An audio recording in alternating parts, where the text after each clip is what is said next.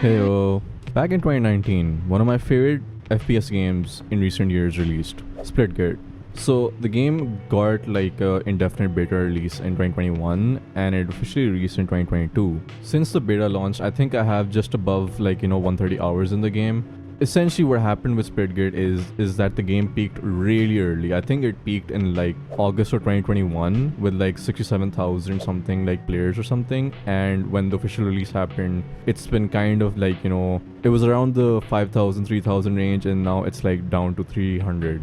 And why is that? Because I think a year ago or something, the devs were like, hey, we're sort of moving on from this game. It's going to still be up, but we're working on something new. And that's because they actually got a lot of investment and a lot of money to essentially build another game, which was also set in the Splitgate universe. And for the longest time, it was kind of up in the air whether they were going to do Splitgate, like a sequel or something else entirely, right? As someone who's played like 130 hours in it, I think it's one of the most fun games I've played in a while, and it just sucks that the game wasn't able to retain players, right? And now 2 months ago they came out with a cinematic trailer announcing Splitgate 2, and just looking at the trailer I instantly became worried. And I became extremely worried when I actually got access to the alpha test and I actually played it. I am really scared that Splitgate 2 is gonna have the same story as Splitgate 1. But I feel like with Splitgate 2, they have overthought what the problem was. And they probably haven't addressed the fundamental issue, and they have just tried to innovate and add things which I don't think are necessary. Number one, I feel like the map design has changed and I don't like it. I feel like the maps are they feel more tight, like as if you're playing like Valorant or something. I don't know why that came to my mind when I was playing the alpha test, but the maps didn't feel very spacious, because if you've played Splitgate 1, if you remember maps like Olympus, Stadium, they felt kind of big and spacious, and you always had options to portal, right? And I feel like map design and portaling are two big issues I had with the alpha test, because the way the maps were structured, I just kind of forgot to portal at times, which is really sad because the main aspect of Splitgate is it's Halo meets Portal, right? But portaling just didn't seem fun anymore. That's one annoyance I had with this alpha test. Portaling just felt really it was almost like you were cheating, because you had people who were trying out the faction system, right? They were trying out their abilities, they were doing this and that, and if you portal and you just go behind them and you shoot them, it's oh wait, portaling wasn't the central feature of this alpha test, which kind of made me worried about what this game is gonna look like, because the reason why I got into Splitgate is because the portaling and what you can do with it is so fun. Watch any pro player who played in tournaments in Splitgate, just watch them do stuff in Splitgate 1 or even Splitgate 2. They're doing some insane stuff, and because portals take a secondary role to the new faction system, that's really sad, because portals is what made this game so fun to play. I don't like the faction system. Let's be very honest, I don't like the faction system because I feel like they're trying to push that pro side of Splitgate, esports teams, tournaments and all that, right? I get it. I get that there's money attached to that and everything, but I don't think you need a faction system to push that. When I queued up into the alpha test and I was readying up for the game and everything, the menu just confused me. Now you have attachments for your guns, and it's oh, you need to pick a hero now, and it's what are queues gonna look like when the official game comes out, right? Are you gonna be locked out of playing a game because there are too many arrows on one side, which is the most broken character, let's be very honest, out of all the three? Because if I'm not mistaken, Arrow is the character that gives you better mobility and agility. Why would you not pick that? Everyone's gonna pick that, and that's what frustrates me. Splitgate 1, in terms of queuing up a game, was so fun. It was so quick.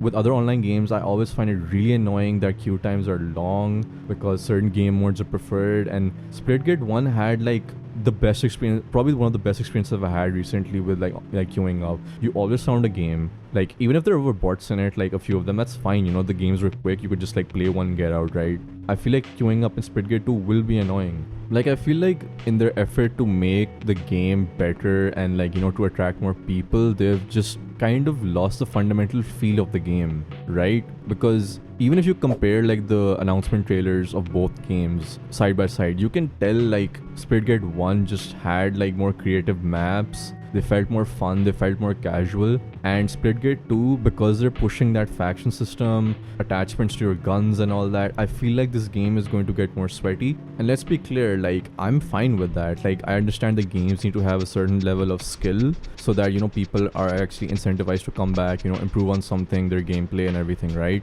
But I watched a video by Mint Blitz, the guy who does a lot of like Halo stuff, right? He made a good point where like a skill gap in a game is good, but if it's way too high, it's going to deter, like, you know, new players from entering the game, which is exactly what 1047 games want, right? They want more players into their game, because that is exactly the issue they had with Splitgate 1. They weren't retaining players. People played the game and they were just like log off. They weren't retaining players through the battle pass, through game modes, etc., right? And the thing is that because portals are not the main focus of the game, it also sucks for all the people who went pro in Splitgate 1, right? And they are insane at portaling. And now they kind of have to learn the faction system and everything. It's like, I don't know why they're trying to push the faction system. It was not needed. In a perfect world, Splitgate 2 should have just had like a graphics overhaul. Even though I don't care about graphics, like I get it. Like they probably need to, like, you know, update to Unreal Engine 5. But Splitgate 1 was fine, and I think a lot of comments under the trailer were like kind of happy that Splitgate 1 is sticking around, which I did not know until I actually looked at the comments of the trailer. Like, apparently Splitgate 1 is sticking around, and I'm kind of happy about that, because I think Splitgate 1 really nailed the gameplay and everything, like what they were trying to accomplish. It's just that it wasn't a commercial success, and I feel like Splitgate 2 and what they're pushing is also not going to work, because I feel like Splitgate 1, the sort of casual experience it offered, and also like showing you what high skill level Splitgate gameplay looked like by, for example, the race mode. That was fascinating. Like, just the fact that people were doing some insane stuff in that, and how that translated to your plays in game in the maps, was really well done, because you could be a casual person playing Splitgate. You get into the race thing through the challenges and you see what people are doing and how they're finding angles to portal.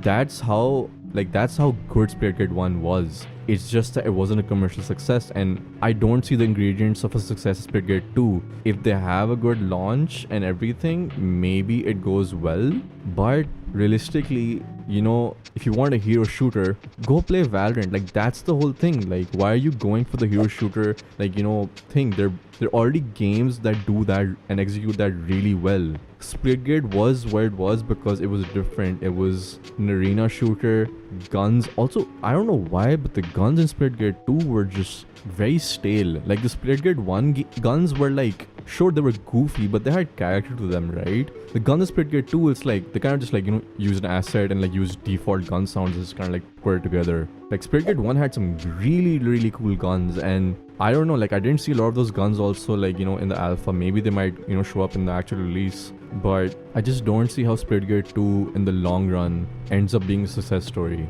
And I feel like it sucks for Splitgate 2 because they've actually compromised on the gameplay. Like, yes, movement, all that, and just the fundamentals of what Splitgate 1 was is there, but the things that they've added onto it, I don't think are going to guarantee that it's going to be a bigger success than Splitgate 1. I do hope I'm proven wrong, and I really wish this game the best of luck, and I really hope the devs, and I know the devs are great, like they were really great with Splitgate 1, the way they handled it, the battle pass, everything, they were great with it. So I really hope they, you know, hear people out in terms of the feedback that they've given in the alpha test, and I just pray they get rid of the faction system. Like, I think that's my biggest annoyance with this game. Splitgate 1 was a fun, casual game that you could just hop in and just, like, you know, get off. And I hope that sort of experience translates to Splitgate 2, because that's the only thing that was, like, you know, really keeping people there. And I feel like if they start, like, emulating games like Valorant, Overwatch, that's when the game's not gonna do well, because people are just gonna go play those games because those are more established brands, and 1047 is still a relatively small gaming company compared to Riot Games and Blizzard, right? So yeah, fingers crossed for the game, and I hope it does well and I'm proven wrong.